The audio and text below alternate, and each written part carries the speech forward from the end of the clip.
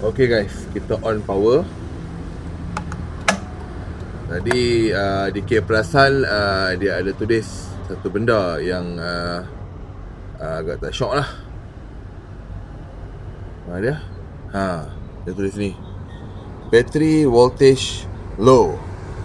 Dia bagi banking ni.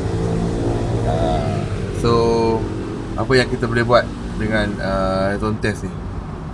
Okay, lepas tu kita off power dulu. Okay, kita dah off power dah. Kita kat tepi ni, sebelah sini.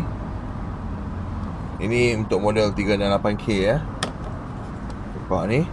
Dan ni bawah dia, bawah di sini. Belah atas ni, kita buka dia ni. Okey, untuk semua model zone test 368, dia datang sekali dengan ni. Bila kita beli motor, dia akan bagi sekali dengan yang inilah. Okey, yang ni adalah charger untuk charge bateri. Okey, kita just cucuk dekat tempat yang tadi tu. Okey, jom kita cucuk kat sini.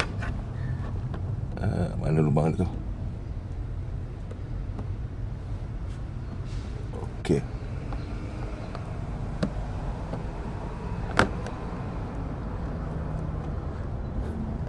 Alright. Okey, kita dah cucuk di lubang dia tu. Lubang dia memang satu lubang tu saja. Kita dah cucuk. Lepas tu kita on power. Okey. Bila kita on power, yang ni akan menyala. Merah maksudnya charging, hijau maksudnya okey.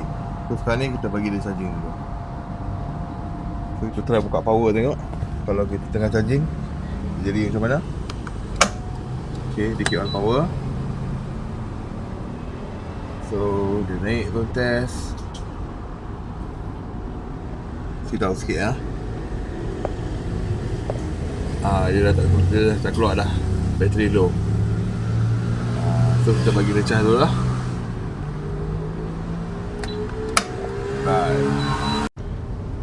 Okay guys, bila dia dah complete charge, okay, dia akan jadi hijau dan dia akan cut off, kipas pun tak jalan dah. Alright, begitulah cerita dia. Kalau kita rasa macam lama kita tak ride motor ataupun lama 368 ni dia tak jalan, kita boleh charge dulu untuk kata kesenangan hati. Dan pada masa yang sama, benda ni pun tak besar, kita boleh bawa seat, bawa pergi je lah ke mana-mana. Mungkin kita boleh bantu geng-geng 368 yang lain, ataupun kita boleh bantu orang lain untuk charge motor mereka. Tapi yang penting kena ada terminal yang macam tu, kepala yang masuk tu. Okay.